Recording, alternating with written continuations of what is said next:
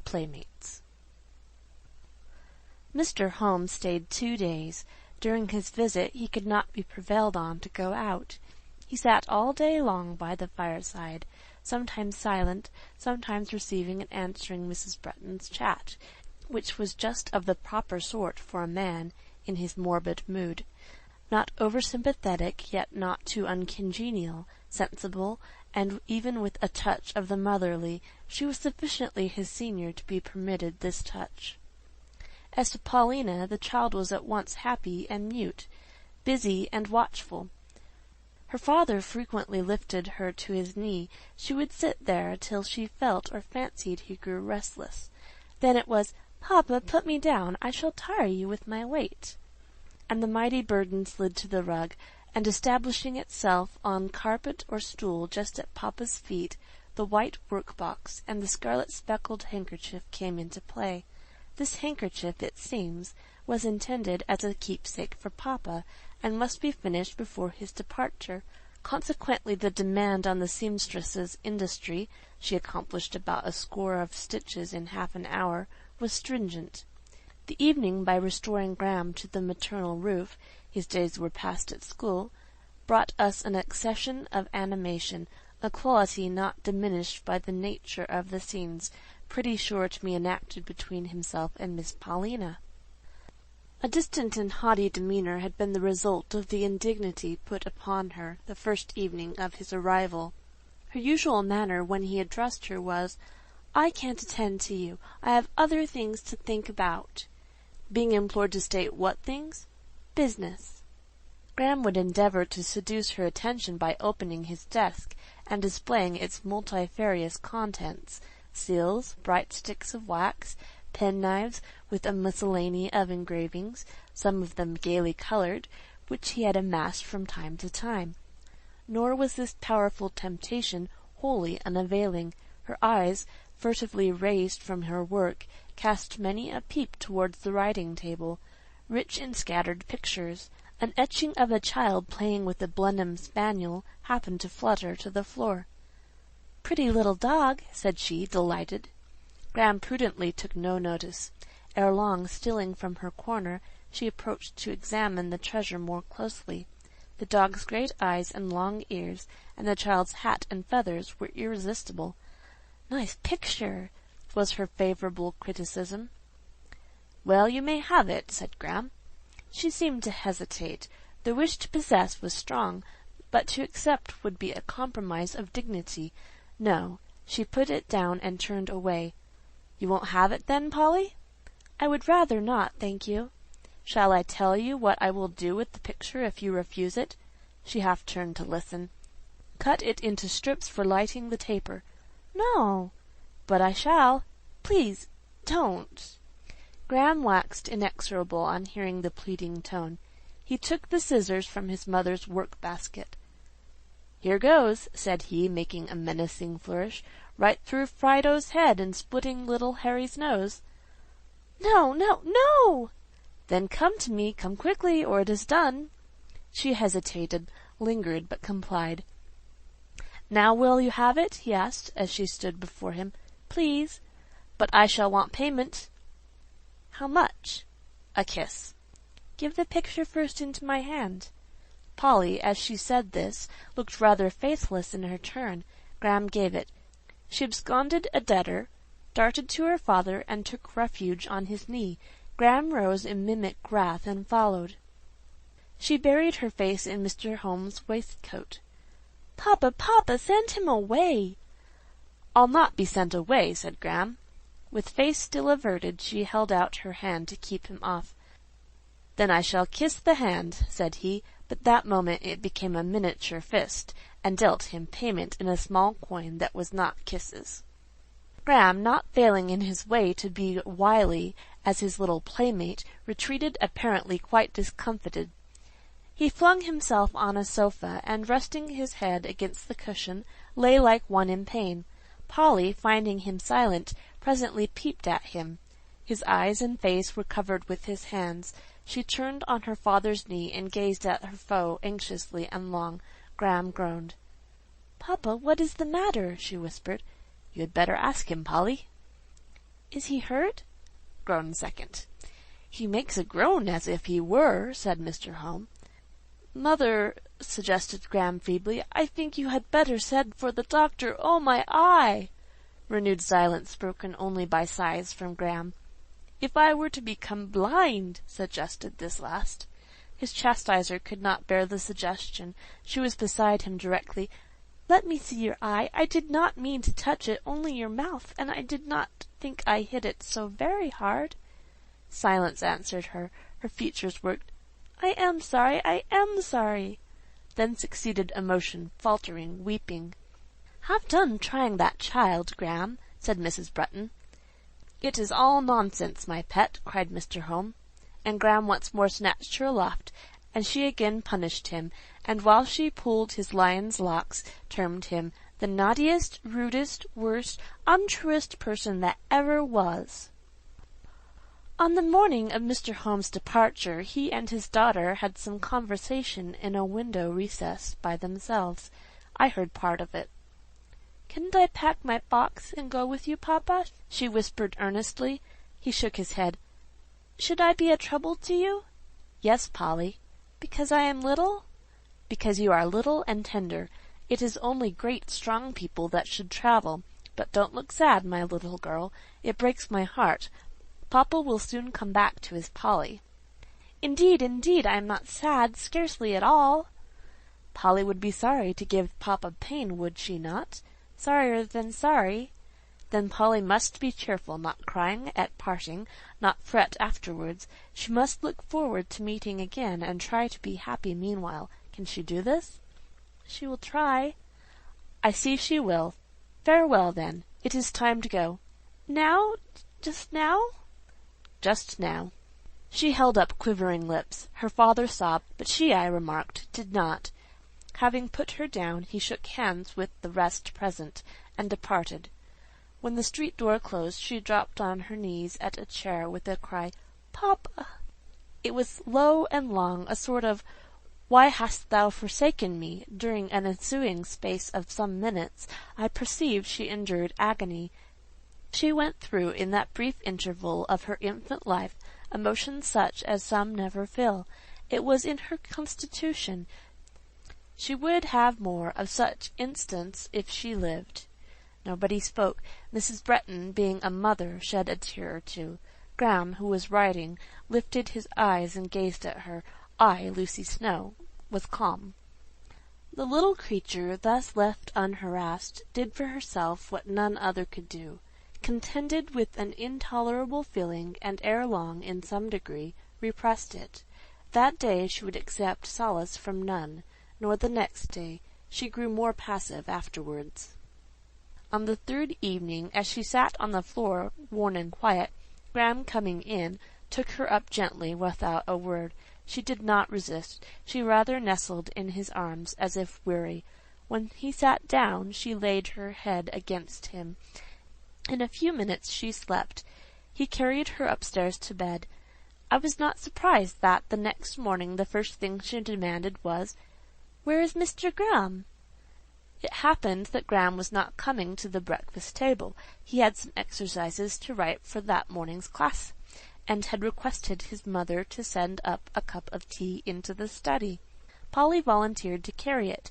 She must be busy about something, look after somebody.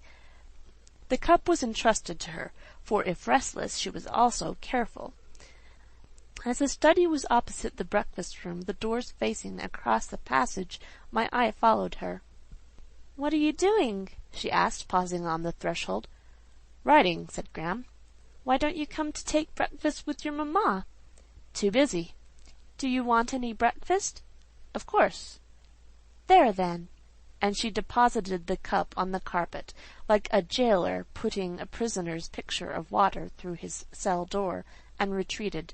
Presently she returned. "What else will you have besides tea? What to eat?" "Anything good. Bring me something particularly nice. That's a kind little woman." She came back to Mrs. Bretton. "Please, ma'am, send your boy something good." "You shall choose for him, Polly. What shall my boy have?" She selected a portion of whatever was best at the table, and ere long came back with a whispered request for some marmalade, which was not there. Having got it, however, for Mrs. Bretton refused the pair nothing, Graham was shortly after heard lauding her to the skies, promising that, when he had a house of his own, she should be his housekeeper, and perhaps, if she showed any culinary genius, his cook. And as she did not return, and I went to look after her, I found Graham and her breakfasting tete-a-tete, she standing at his elbow and sharing his fare, excepting the marmalade, which she delicately refused to touch, lest I suppose it should appear that she had procured it as much on her account as his. She constantly evinced these nice perceptions and delicate instincts. The league of acquaintanceship thus struck up was not hastily dissolved. On the contrary, it appeared that time and circumstance served rather to cement than loosen it. Ill assimilated as the two were in age, sex, pursuits, and etc., they somehow found a great deal to say to each other. As to Paulina, I observed that her little character never properly came out, except with young Bretton.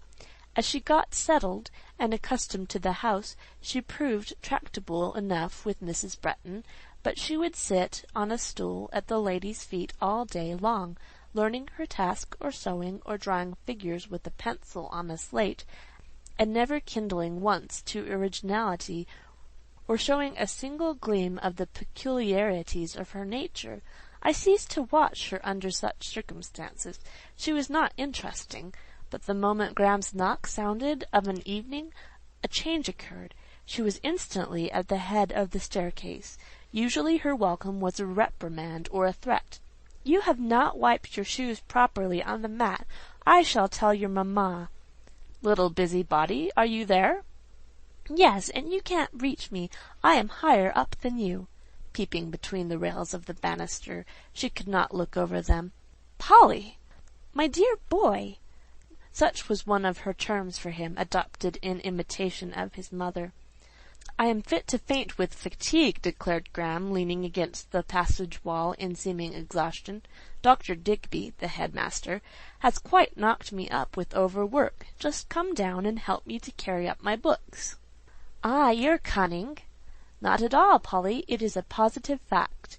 I'm as weak as a rush. Come down." "Your eyes are quite like the cat's, but you'll spring." "Spring? Nothing of the kind. It isn't in me. Come down." "Perhaps I may, if you'll promise not to touch, not to snatch me up, and not to whirl me round." I couldn't do it," sinking into a chair. "Then put the books down on the first step, and go 3 yards off." This being done, she descended warily, and not taking her eyes from the feeble Graham. Of course her approach always galvanized him to new and spasmodic life. The game of romps was sure to be exacted. Sometimes she would be angry, sometimes the matter was allowed to pass smoothly, and we could hear her say, as she led him upstairs, "Now, my dear boy, come and take your tea. I am sure you must want something." It was sufficiently comical to observe her as she sat beside Graham, while he took that meal. In his absence she was a still personage, but with him the most officious, fidgety little body possible. I often wished she could mind herself and be tranquil, but no, herself was forgotten in him. He could not be sufficiently well waited on, nor carefully enough looked after. He was more than the Grand Turk in her estimation. She would gradually assemble the various plates before him, and when one would suppose all he could possibly desire was within reach, she would find out something else. "Ma'am," she would whisper to Mrs. Bretton, "perhaps your son would like a little cake, sweet cake, you know. There is some in there," pointing to the sideboard cupboard. Mrs. Bretton, as a rule, disapproved of sweet cake at tea, but still the request was urged. "One little piece, one for him. As he goes to school, girls such as me and Miss Snow don't need treats, but he would like it." Graham did like it very well, and almost always got it. To do him justice, he would have shared his prize with her to whom he owed it, but that was never allowed. To insist was to ruffle her for the evening. To stand by his knee and monopolize his talk and notice was the reward she wanted, not a share of the cake. With curious readiness did she adapt herself to such themes as interested him. One would have thought the child had no mind or life of her own, but must necessarily live, move, and have her being in another. Now that her father was taken from her, she nestled to Graham, and seemed to feel by his feelings, to exist in his existence. She learned the names of all his schoolfellows in a trice. She got by heart their characters as given from his lips. A single description of an individual seemed to suffice. She never forgot or confused identities. She would talk with him the whole evening about people she had never seen, and appear completely to realize their aspect, manners, and disposition. Some she learned to mimic. An undermaster, which was an aversion of young Bretton's, had, it seems, some peculiarities, which she caught up in a moment from Graham's representation, and rehearsed for his amusement. This, however, Mrs. Bretton disapproved and forbade. The pair seldom quarrelled, yet once a rupture occurred, in which her feelings received a severe shock. One day Graham, on the occasion of his birthday, had some friends, lads of his own age, to dine with him. Paulina took much interest in the coming of these friends. She had frequently heard of them. They were amongst those of whom Graham oftenest spoke. After dinner the young gentlemen were left by themselves in the dining-room, where they soon became very merry and made a good deal of noise. Chancing to pass through the hall, I found Paulina sitting alone on the lowest step of the staircase, her eyes fixed on the glossy panels of the dining-room, where the reflection of the hall lamp was shining, her little brow knit in anxious meditation. "What are you thinking about, Polly?" "Nothing particular, only I wish that door was clear glass, that I might see through it. The boys seem very cheerful, and I want to go to them. I want to be with Graham and watch his friends." "What hinders you from going?" "I feel afraid, but may I try, do you think? May I knock at the door and ask to be let in?" I thought perhaps they might not object to have her as a playmate, and therefore encouraged the attempt. She knocked too faintly at first to be heard, but on a second essay the door unclosed. Graham's head appeared. He looked in high spirits, but impatient. "What do you want, little monkey?" "To come to you." "Do you indeed? As if I would be troubled with you. Away to mamma and Mistress Snow, and tell them to put you to bed." The auburn head and bright flushed face vanished. The door was shut peremptorily. She was stunned. "Why does he speak so? He has never spoke so before," she said in consternation. "What have I done?" "Nothing, Polly, but Graham is busy with his school friends." "And he likes them better than me. He turns me away now they are here." I had some thoughts of consoling her, and of improving the occasion by inculcating some of those maxims of philosophy whereof I have ever a tolerable stock ready for application. She stopped me, however, by putting her fingers in her ears at the first words I uttered, and then lying down on the mat with her face against the flags. Nor could either Warren or the cook root her from that position. She was allowed to lie, therefore, till she chose to rise of her own accord. Graham forgot his impatience the same evening, and would have accosted her as usual when his friends were gone, but she wrenched herself from his hands. Her eye quite flashed. She would not bid him good night. She would not look in his face. The next day he treated her with indifference, and she grew like a bit of marble. The day after, he teased her to know what was the matter. Her lips would not unclose. Of course he could not feel real anger on his side. The match was too unequal in every way. He tried soothing and coaxing. Why was she so angry? What had he done? By and by tears answered him. He petted her, and they were friends. But she was one on whom such incidents were not lost. I remarked that never after this rebuff did she seek him, or follow him, or in any way solicit his notice. I told her once to carry a book or some other article to Graham when he was shut up in his study. "I shall wait till he comes out," said she proudly. "I don't choose to give him the trouble of rising to open the door." Young Bretton had a favourite pony on which she often rode out. From the window she always watched his departure and return. It was her ambition to be permitted to have a ride round the courtyard on this pony, but far be it from her to ask such a favour. One day she had descended to the yard to watch him dismount. As she leaned against the gate, the longing wish for the indulgence of a ride glittered in her eye. "Come, Polly, will you have a canter?" asked Graham, half carelessly. I suppose she thought he was too careless. "No, thank you," said she, turning away with the utmost coolness. "You'd better," pursued he. "You will like it, I am sure." "Don't think I should care a fig about it," was the response. "That is not true. You told Lucy Snowe you longed to have a ride."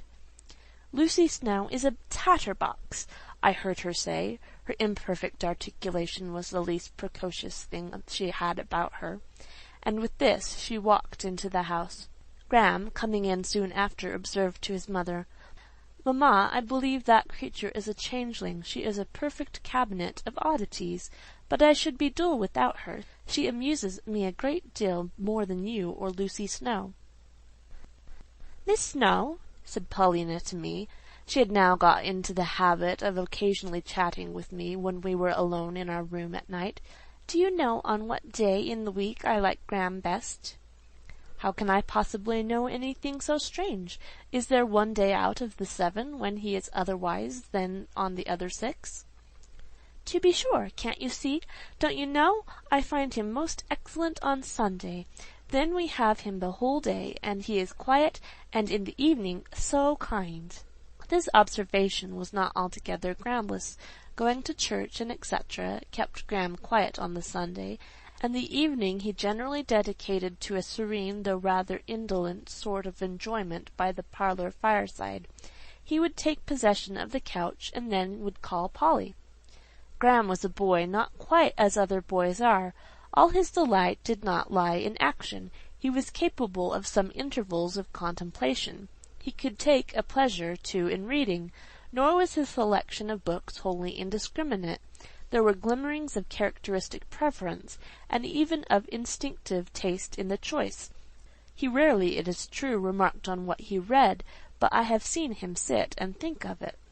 Polly being near him, kneeling on a little cushion or the carpet, a conversation would begin in murmurs, not inaudible, though subdued. I caught a snatch of their tenor now and then, and, in truth, some influence better and finer than that of every day seemed to soothe Graham, at such times in no ungentle mood. "Have you learned any hymns this week, Polly?" "I have learned a very nice pretty one, 4 verses long. Shall I say it?" "Speak nicely, then. Don't be in a hurry." The hymn being rehearsed, or rather half chanted, in a little singing voice, Graham would take exceptions at the manner, and proceeded to give a lesson in recitation.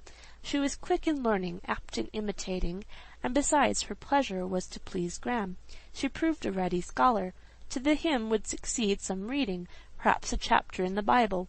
Correction was seldom required there, for the child could read any simple narrative chapter very well, and when the subject was such as she could understand and take interest in, her expression and emphasis were something remarkable. Joseph cast into the pit, the calling of Samuel, Daniel in the lion's den, these were favourite passages. Of the first especially she seemed perfectly to feel the pathos. "Poor Jacob," she would sometimes say, with quivering lips, "how he loved his son Joseph, as much," she once added, "as much, Graham, as I love you. If you were to die—" and she reopened the book, sought the verse, and read, "I should refuse to be comforted, and go down into the grave to you mourning." With these words she gathered Graham in her little arms, drawing his long tressed head towards her. The action, I remember, struck me as strangely rash, exciting the feeling one might experience on seeing an animal dangerous by nature, and but half tamed by art, too heedlessly fondled. Not that I feared Graham would hurt or very roughly check her, but I thought she ran risk of incurring such a careless, impatient repulse, as would be worse almost to her than a blow. On the whole, however, these demonstrations were borne passively. Sometimes even a sort of complacent wonder at her earnest partiality would smile not unkindly in his eyes. Once he said, "You like me almost as well as if you were my own little sister, Polly." "Oh, I do like you," she said. "I do like you very much." I was not long allowed the amusement of this study of character. She had scarcely been at Bretton 2 months when a letter came from Mr. Home. signifying that he was now settled amongst his maternal kinsfolk on the continent, that, as England was becoming wholly distasteful to him, he had no thoughts of returning hither, perhaps for years, and that he wished his little girl to join him immediately. "I wonder how she will take the news," said Mrs. Bretton, when she had read the letter. I too wondered, and I took upon myself to communicate it. Repairing to the drawing-room, in which calm and decorated apartment she was fond of being alone, and where she could be implicitly trusted, for she fingered nothing, or rather soiled nothing she fingered, I found her seated, like a little odalisque, on a couch half shadowed by the drooping draperies of the window near. She seemed happy. All her appliances for occupation were about her: the white wood work-box, a shred or two of muslin, an end or two of ribbon collected for conversation into doll millinery. The doll, duly night-capped and night-gowned, lay in its cradle. She was rocking it to sleep, with an air of the most perfect faith in its possession of sentient and somnolent faculties, her eyes at the same time being engaged with the picture-book, which lay open on her lap. "Miss Snow," she said in a whisper, "this is a wonderful book. Candace—" The doll, christened by Graham, for indeed its begrimed complexion gave it much of an Ethiopian aspect, "Candace is asleep now, and I may tell you about it. Only we must speak low, lest she should waken. This book was given me by Graham. It tells about distant countries, a long, long way from England, which no traveller can reach without sailing thousands of miles over the sea. Wild men live in these countries, Miss Snow, who wear clothes different from ours. Indeed, some of them wear scarcely any clothes, for the sake of being cool, you know, for they have very hot weather. Here is a picture of thousands gathered in a desolate place, a plain spread with sand, round a man in black, a good, good Englishman, a missionary, who is preaching to them under a palm tree." She showed a little coloured cut to that effect. "And here are pictures," she went on, "more stranger" (grammar was occasionally forgotten) "than that. There is the wonderful Great Wall of China. Here is a Chinese lady with a foot littler than mine. There is a wild horse of Tartary. And here, most strange of all, is a land of ice and snow, without green fields, woods, or gardens. In this land they found some mammoth bones. There are no mammoths now. You don't know what it was, but I can tell you, because Graham told me. A mighty goblin creature, as high as this room, and as long as the hall, but not a fierce, flesh-eating thing, Graham thinks. He believes if I met one in a forest it would not kill me, unless I came quite in its way, when it would trample me down amongst the bushes, as I might tread on a grasshopper in a hayfield without knowing it." Thus she rambled on.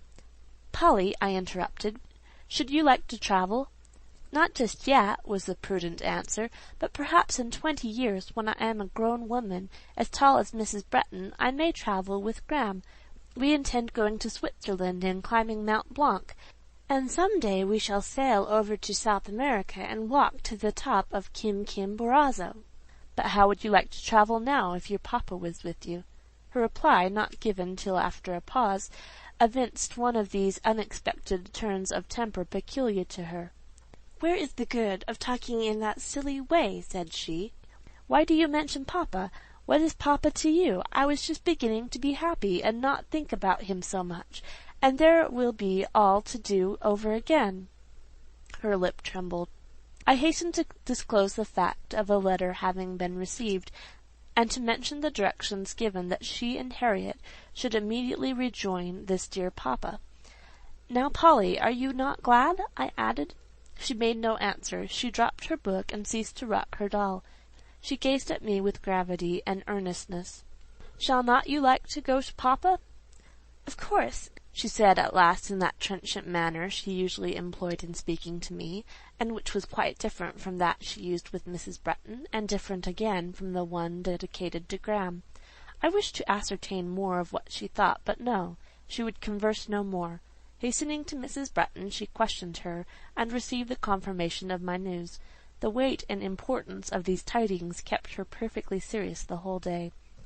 In the evening, at the moment Graham's entrance was heard below, I found her at my side. She began to arrange a locket ribbon about my neck. She displaced and replaced the comb in my hair. While thus busied, Graham entered.